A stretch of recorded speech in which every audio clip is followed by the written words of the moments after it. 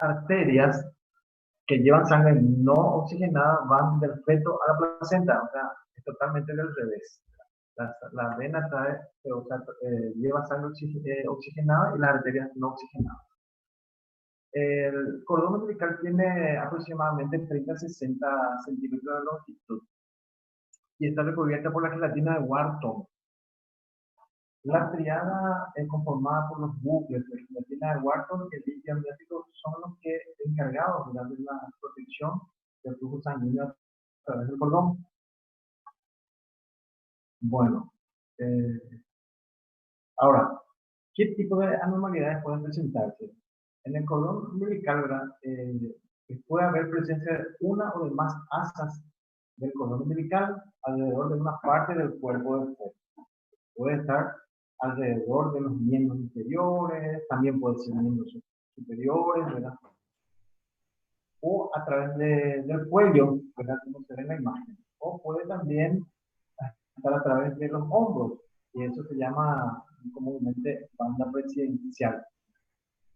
Ahora, la presencia de un cordón que se esté guiando por el feto, en otras palabras, no indica necesariamente una cesárea, pero sí puede terminar en una cesárea cuando aparece un comprometimiento de la circulación fetal, y eso se detecta a través del estudio de Doppler, ¿sí?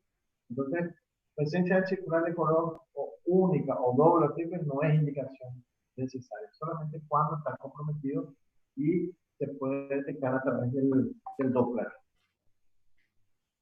Ahora, ¿qué son los nudos? Existen nudos de cordón. Los nudos de cordón, ¿verdad? Pueden ser nudos falsos, ¿verdad? O bien pueden ser nudos reales, ¿verdad?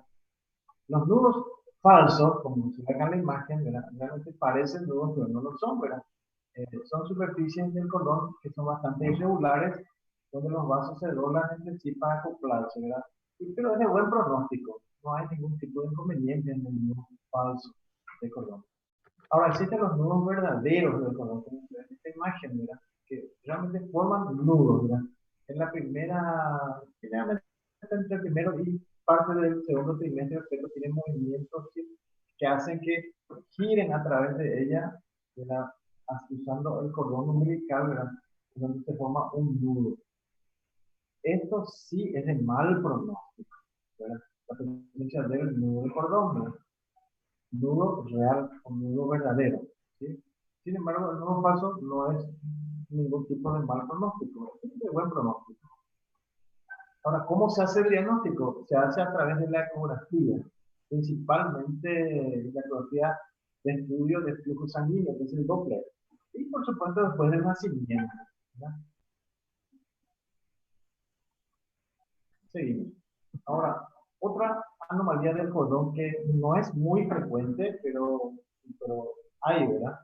Son la arteria umbilical, la ausencia de la arteria umbilical. Como recuerden ustedes, ¿verdad? El cordón umbilical tiene una vena y dos arterias. Entonces, en este caso, falta una arteria. La arteria lleva sangre, entonces, no oxigenada, en este caso es del revés, del feto a la placenta. Entonces, en este caso, falta, ¿verdad? Una arteria umbilical. Y se conoce como en las siglas de AAU. En el libro obstetricia se puede encontrar con estas siglas, ¿sí? Ausencia de arteria umbilical.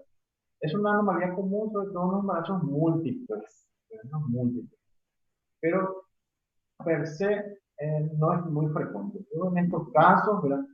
Los múltiples, y la teoría más aceptada es que es debido a una atrofia, un proceso de atrofia de una de las arterias, ¿verdad? De causa desconocida, y que puede asociarse a malformaciones, aunque no siempre. ¿Qué tipo de malformaciones? Pueden ser congénitas, renales, cardíacas, son las más frecuentes. Puede causar una restricción del crecimiento de intrauterino, que se conoce con las siglas de SDIU. Pueden dar partos de pretérmino, aumenta la mortalidad perinatal, o bien puede dar como resultado un recién nacido totalmente normal. Otra anomalía del cordón que tiene que fijarse muy bien, porque suelen ser preguntas de exámenes, ¿verdad? Y que es la procidencia y es el procúbito, ¿verdad? cuanto a la definición de procedencia y procúbito, la definición es la misma para ambas y se describe como parte fetal, ¿verdad?, que se presenta por delante de la presentación, ¿verdad?, que no forma parte de la misma. Y haciendo un repaso, ¿verdad?, la presentación tenemos dos nada más, ¿verdad?, la presentación cefálica y la presentación pelviana. Después no existe otra presentación en nuestro juicio. La transversa no es presentación, la oblicua no es presentación. Y bueno, esto describe como parte del feto que no forma parte de la presentación, ¿verdad? Acá vemos, por ejemplo, una imagen donde aparece un feto acá en pelviana, ¿verdad?, donde aparece acá el cordón umbilical que sale a través de la misma, ¿verdad? Y la procedencia del cordón ocurre con la ruptura de membranas. Entonces, parte fetal, que viene a ser el cordón umbilical, que no forma parte de la presentación, emerge a través de ella. Este sí es una emergencia obstétrica. Este sí es para tomar una conducta de emergencia e interrumpir la gestación. Pacientes en este cuadro de emergencia obstétrica, por lo general, el ginecobstetra debe hacer un tacto y levanta la presentación para evitar que el cordón sea comprimido por el cuerpo y se lleva a quirófano de urgencia para la interrupción. Ahora, el procúbito es similar a la procedencia, pero la gran diferencia es de que las membranas están íntegras, ¿verdad? Entonces, la diferencia que hay entre procedencia y procúbito es procedencia con membranas rotas, emergencia obstétrica. Y procúbito, la diferencia es que las membranas están íntegras y no es ninguna emergencia obstétrica. Es solamente para tener mucho cuidado en el momento de producir una amniorexis o rotura artificial de las membranas, ¿verdad? No constituye una emergencia. Acá, por ejemplo, en esta imagen se ve por ecografía claramente donde el cordón umbilical, ¿verdad?, está por delante de la presentación, ¿verdad?, y las membranas están íntegras. Es que uno hace una ruptura de membranas para evaluar la característica del líquido, puede salir ese cordón y ahí sí se va a transformar en una procedencia. Ya saben la diferencia. Procedencia es membranas rotas, emergencia. Procúbito, membranas íntegras, no es emergencia. Y en ambos casos se describe como parte del feto que no forma parte de la presentación y que se encuentra delante de ella. Perfecto. Vamos a seguir. Vamos a estudiar ahora el líquido amniótico. El líquido amniótico. Pasamos ya Permiso, a doctor. Sí. ¿Será que se puede acercar un poquito más al ordenador porque se le escucha muy distante, no se escucha bien? Ah, ya. A ver un poquito. Ahí sí, ahí se escucha muy bien. Ah, bueno. ¿Ahí está mejor? Sí. Sí, ahí Bueno, está me mejor. avisan más cualquier cosa, cualquier duda que tengan, me interrumpen, me, me hacen la pregunta que quieran, ¿verdad? Vamos así a interactuar mucho mejor, no hay ningún problema, ¿sí? Me interrumpen nomás. Dale, El profe, líquido gracias. amniótico, ¿verdad? El líquido amniótico desempeña un papel importante en el crecimiento y el desarrollo fetal, ya que rodea y protege al feto dentro de la cavidad uterina, ¿verdad? Es un soporte frente a la contracción del útero, facilita el movimiento,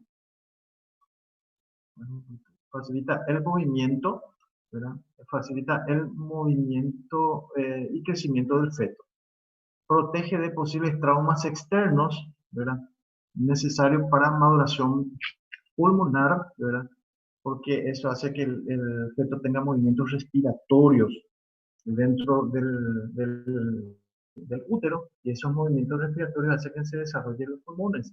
Mantiene la temperatura corporal del feto y provoca la homeostasis fetal del líquido y de los electrolitos del feto. Ahora, es muy importante, ¿verdad?, el origen del líquido amniótico, y para eso vamos a clasificar el origen del líquido amniótico en 3 trimestres, ¿verdad? Durante el primero y el segundo trimestre, ¿verdad?, vamos a ir específicamente en las semanas 1 a 8, ¿verdad? La semana 1 a 8 del inicio de una gestación viene a ser un trasudado del plasma materno a través del amnios, ¿verdad? O sea, el origen es la madre. ¿sí? Ahora, entre 9 y 18 semanas, ¿verdad? Es el trasudado o líquido, ¿verdad? Que aparece, es el líquido intersticial fetal a través de la piel inmadura. Es decir, de que entre las 9 y 18 semanas ya es el feto el que produce el líquido amniótico, ¿verdad? Y sin embargo, entre las 1 y las 8 semanas es la madre, ¿sí? Ahora, cuando aparece entre el segundo y el tercer trimestre, ¿verdad? Específicamente desde la semana 19 de gestación, ¿verdad? En adelante, la mayoría del líquido amniótico está producido por el riñón fetal, ¿sí?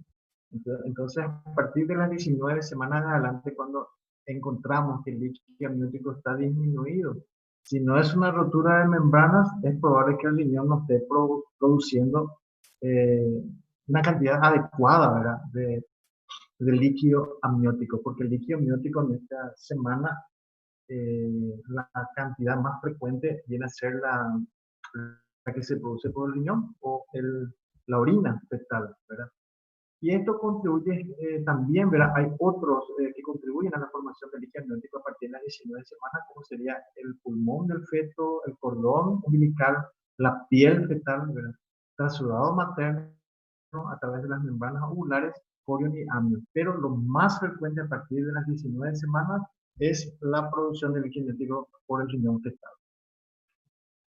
Ahora, entonces ya sabemos dónde se produce el líquido amniótico. Ahora tenemos que saber qué sucede con ese líquido amniótico, ¿verdad?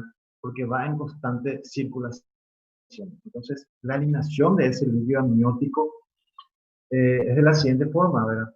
Hasta las 18 semanas se autorregula por transudación, ¿verdad? Por transudado a nivel del feto. Pero a partir de las 19 semanas, que es el riñón donde más produce la cantidad de líquido amniótico, la eliminación del líquido amniótico está dada por la deglución del feto, ¿verdad?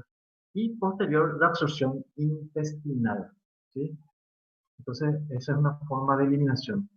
Ahora, ¿qué sucedería si esa eliminación fuese algún tipo de obstáculo para la misma? Por ejemplo, para la deglución, una atresia de esófago, ¿qué ocurriría? Ocurriría un líquido amniótico en exceso, o polidramio se llama eso. O, por ejemplo, si existe una atresia a nivel del duodeno, por ejemplo, ¿verdad? Entonces, en ese caso, habría un aumento del líquido amniótico, ¿verdad? Por dificultad en la eliminación del líquido, ¿sí? Ahora, ¿cómo vamos a evaluar el líquido amniótico? Tenemos que evaluar la cantidad, sobre todo la cantidad en la que se evalúa, ¿verdad? Una vez que el feto, a partir de las 19 semanas, tiene a producir líquido amniótico a través del riñón, ¿verdad? La cantidad de líquido va aumentando y podemos cuantificar la cantidad de líquido amniótico y eso se realiza a través de la ecografía o ultrasonografía. Y existen diferentes formas de evaluar el líquido amniótico a través de la ecografía. En este caso, la A, ¿verdad? Que dice evaluación subjetiva. Se compara la cantidad de líquido libre en la cavidad amniótica con el espacio ocupado por el feto y la placenta. Eso realiza un ecografista ya de mucha experiencia. Entonces, en su informe pone el líquido amniótico se encuentra cantidad adecuada o cantidad aumentada o cantidad disminuida, ¿verdad? Depende mucho de la experiencia del ecografista, ¿verdad? Entonces, es un método subjetivo, pero tiene validez. Ahora, el otro método que pueden utilizar es un método objetivo, ¿verdad? La B. En este caso, se mide el bolsillo mayor vertical. Por ejemplo, en embarazos múltiples se hace este tipo de determinaciones. Se mide la parte profunda y vertical máxima de la bolsa del líquido amniótico y se mide, ¿verdad? Tiene que estar fuera la parte fetal y se mide solamente el líquido amniótico, como se observa acá en esta imagen, por ejemplo, ¿verdad?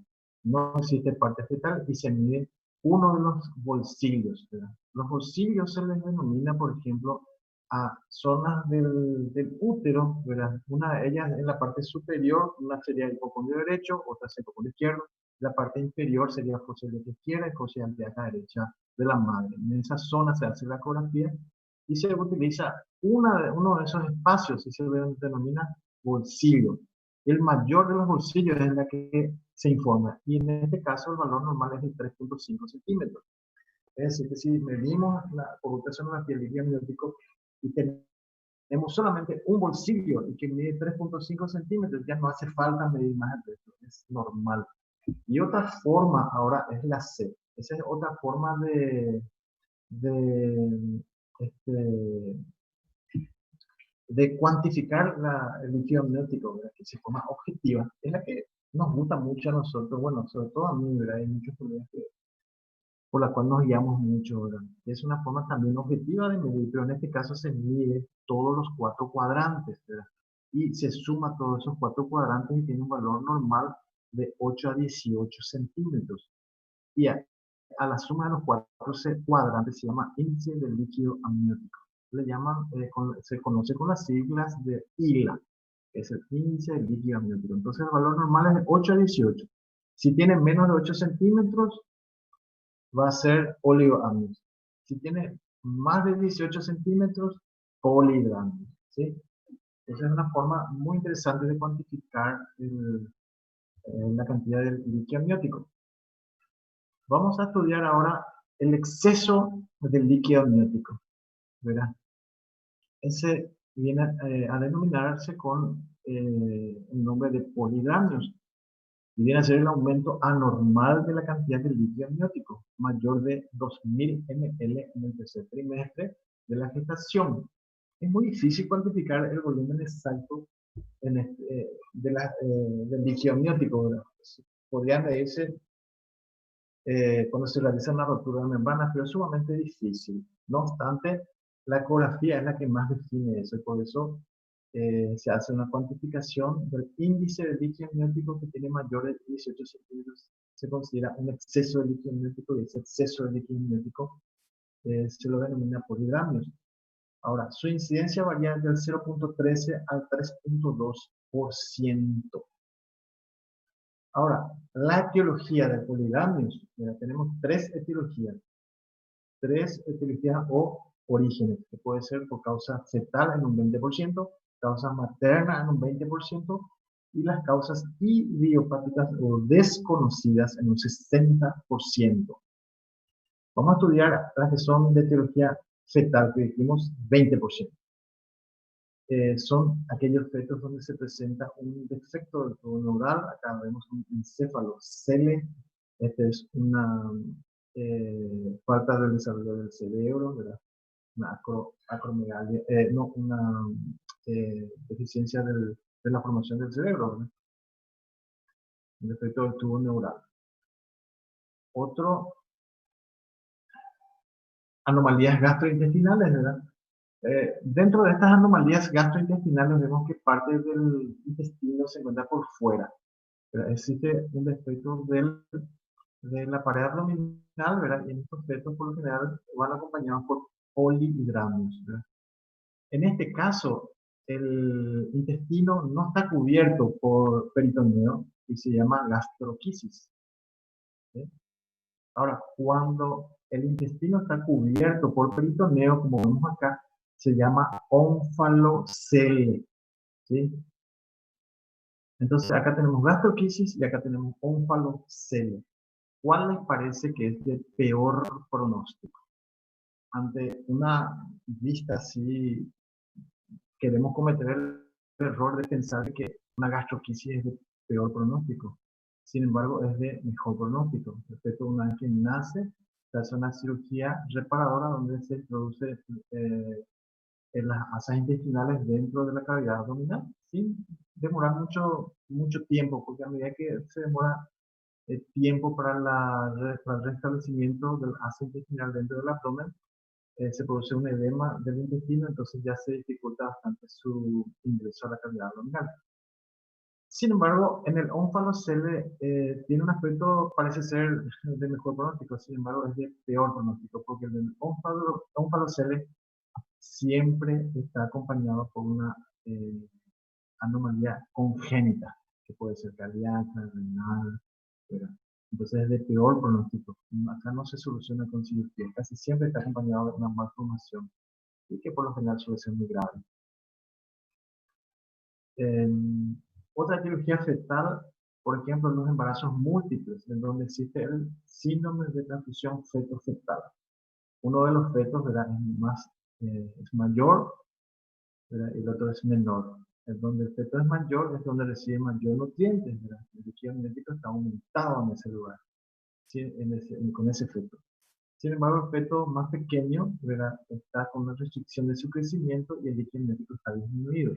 En este caso ocurre cuando existen dos bolsas y una placenta, donde comparten una placenta ambos fetos. Pero en este caso, uno de los fetos se lleva más nutrientes para sí y el otro mucho menos. Esto se denomina síndrome de transfusión feto-fetal. Tiene que haber una diferencia de peso del 20% entre uno y otro, y una placenta y dos bolsas. Esas son las condiciones para que haya un síndrome de transfusión feto-fetal. Ahora, los defectos cardiovasculares también, ¿verdad?, pueden provocar polidramios. Eh, También las trisomías, ¿verdad?, 21, 13, 18, las infecciones también por rubéola y sífilis, ¿verdad?, en la madre pueden dar infecciones congénitas provocando polidramios. La hidropesía fetal no inmune, ¿verdad?, o hidrofetal. Y la otra etiología es la causa materna, que también es del 20%, ¿verdad? Eh, por ejemplo, en una paciente con diabetes mal controlada, la isoinmunización RH, ¿verdad?, madre RH negativa con producto de RH positivo, ¿verdad?, pueden desencadenar esta patología. Y la etiología de causa idiopática, que es la más frecuente de todas, el 60%. Ahora, complicaciones. Las complicaciones del polidramio, ¿verdad?, es que por tanta tensión que se produce puede aumentar, ¿verdad?, la tensión a través del útero y provocar partos de pretérmino. Y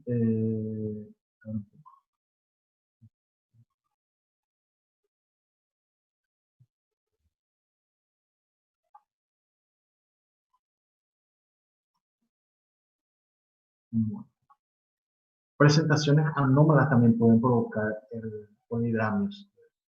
Por ejemplo, se transforman en una presentación diferente a la que sería la cefálica y la pelviana, por aumento del líquido, aumento del espacio que se encuentra el feto.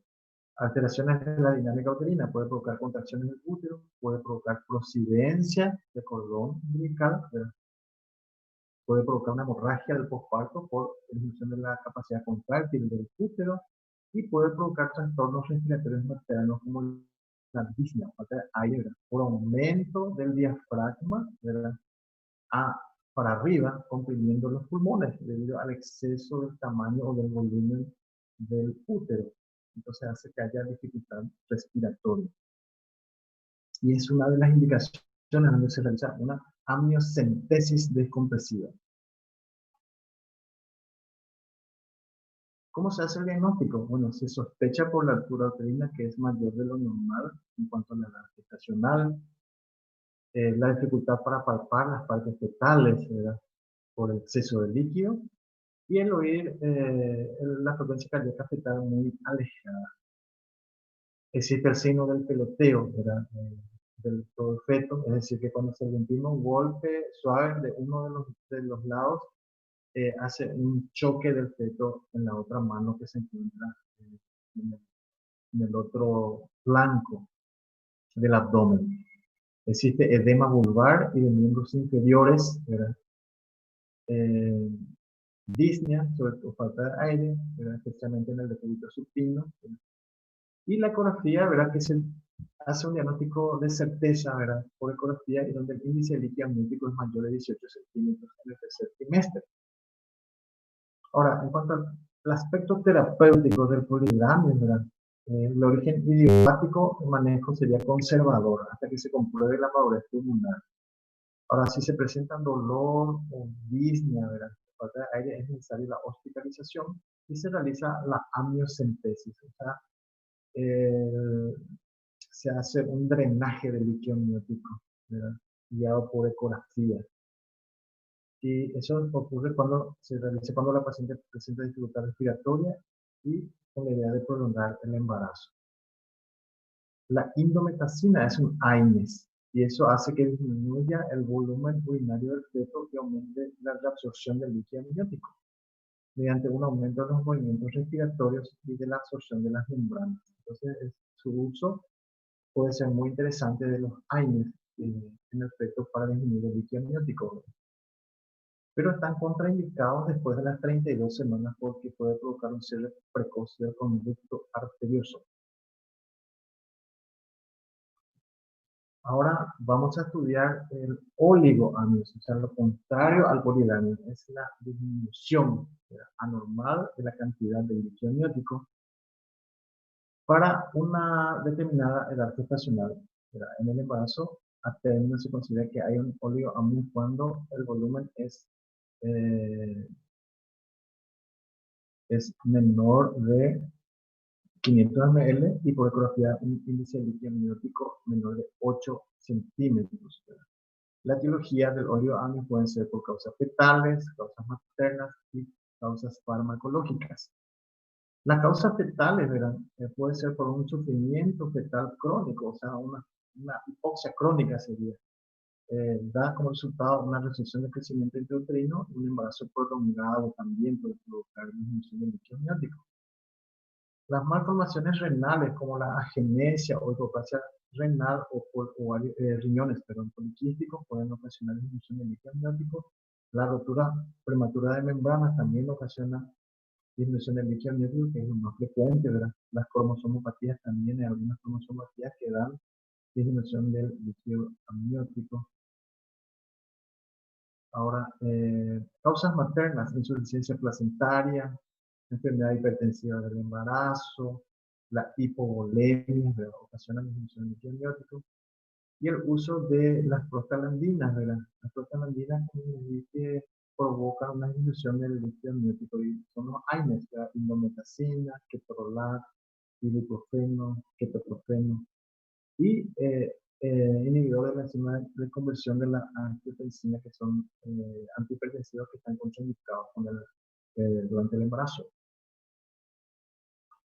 ¿Cómo se hace el diagnóstico? Se hace por una sospecha debido a la disminución de la altura uterina y por ecografía el índice de líquido amniótico es menor de 8 centímetros. Ahora, cuando el oligoamnios es leve, el índice de líquido amniótico va de 6 a 7, o sea, 7 a 6 centímetros. Líquido amniótico moderado de 4 a 5 centímetros y severa, índice de líquido amniótico es 3 centímetros o menos.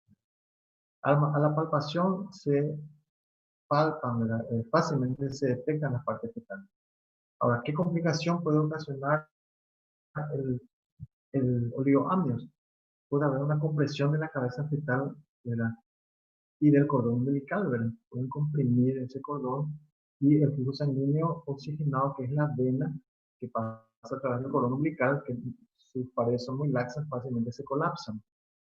Puede haber una hipoplasia pulmonar o falta de desarrollo del pulmón, ¿verdad? Porque no hay movimiento respiratorio, porque ustedes saben que el movimiento respiratorio en el feto comienza a aparecer en el tercer trimestre, ¿verdad? Como para que el pulmón se vaya desarrollando. Y la falta de líquido amniótico hace que no exista esa frecuencia respiratoria, movimientos respiratorios mejor dentro del útero, entonces da como resultado una hipoplasia.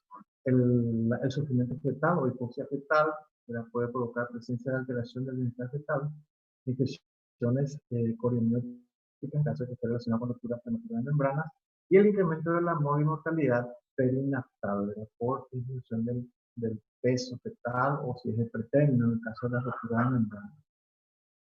En cuanto a las vías del parto, ¿verdad? En la ruptura prematura de membranas se debe intentar realizar en lo posible un parto vaginal toda vez que las condiciones estéticas sean adecuadas. Ahora, si no existe una ruptura prematura de membranas, es decir, que la producción de líquido amniótico está alterado, hay más posibilidad de una cesárea, ¿verdad? Porque está muy relacionado con el estado fetal no saludable o hipoxia fetal. Durante la hipoxia fetal, el feto orina poco, ¿verdad? Porque toda la sangre se va redireccionando, ¿verdad? La sangre se va redireccionando hacia las partes del cerebro del feto y no con el feto hacia una redistribución hacia dirección al cerebro. Y los riñones, el hígado, el intestino dejan de recibir una buena, adecuada cantidad de oxígeno.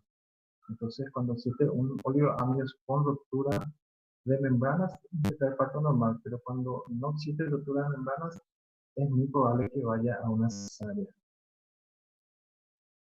Bueno, eso es todo por ahora, ¿verdad? En esta clase que yo le estoy terminando, ¿verdad? Que es de que me había quedado en desarrollar todo. Ahora me queda desarrollar otra clase que es de amenaza de parto prematuro, cerclaje, infección urinaria, ¿verdad? ¿Qué le parece si tomamos 10 minutos, ¿verdad? Y continuamos la clase siguiente? Mientras en 10 minutos así caminamos un poquito, tomamos un café, estiramos las piernas. Y antes de cerrar esto, yo les dejo abierto el micrófono por si quieran hacerme algunas preguntas. O si está todo comprendido, les escucho.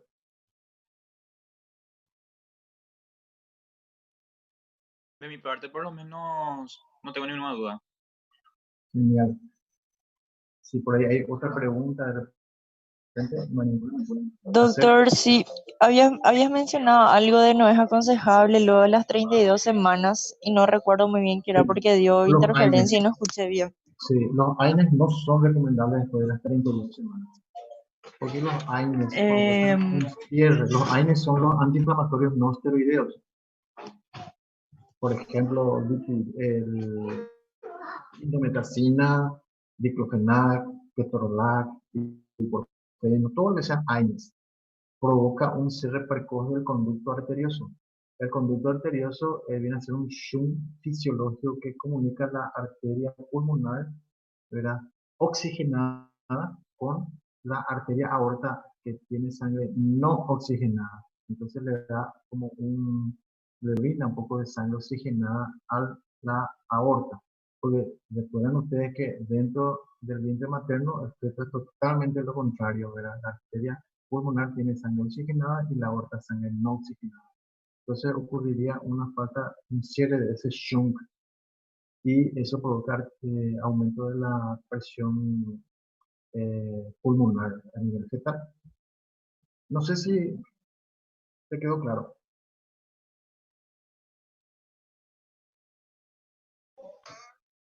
Sí, doctor, esa era mi duda. Fantástico. Si no hay otra, 10 minutitos y continuamos a la última clase. ¿Qué les parece? Con esa Sí, última doctor. clase que yo les voy a desarrollar, yo prácticamente termino mis clases, ¿verdad?, que tenía pendiente con ustedes, ¿verdad? ¿Está bien? ¿No hay otra pregunta? Creo que no.